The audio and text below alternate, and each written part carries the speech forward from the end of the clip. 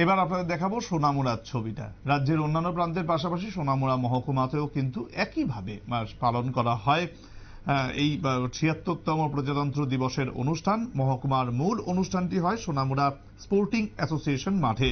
সেখানে পতাকা উত্তোলন করেন মহকুমা শাসক মহেন্দ্র কামদে চাকমা এবং তিনি দিনটির তাৎপর্য তুলে ধরেন।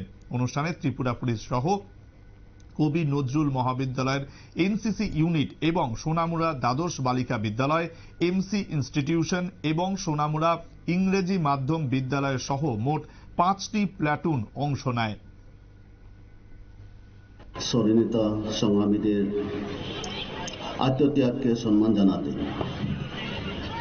আজকের এই গৌরবময় দিনে আমি সকল বীর স্বাধীনতা সংগ্রামীদের হৃদয় অন্তঃস্থ থেকে স্মরণ করছি এবং তাদের স্মৃতির প্রতি শ্রদ্ধা জানাচ্ছি। আমি সম্মানের সঙ্গে স্মরণ করছি ডক্টর বি.আর. আম্বেদকর সহ সকল সংবিধান প্রণেতাদের, যাদের পরিশ্রমে, চিন্তায়, ভাবনায় আমরা একটি শক্তিশালী সংবিধান পেয়েছি।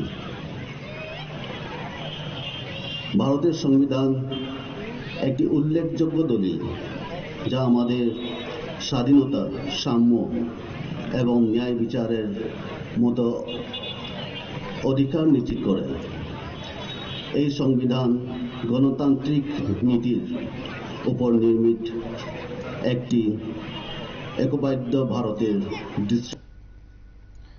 শুনতেই পেলেন যে অনুষ্ঠানটি হয়েছিল সোনামুড়া স্পোর্টিং অ্যাসোসিয়েশনের মাঠে, সেই অনুষ্ঠানে যে ছবি উঠে এসেছিল সেটাই আমরা এতক্ষণ আপনাদের সামনে তুলে ধরছিলাম।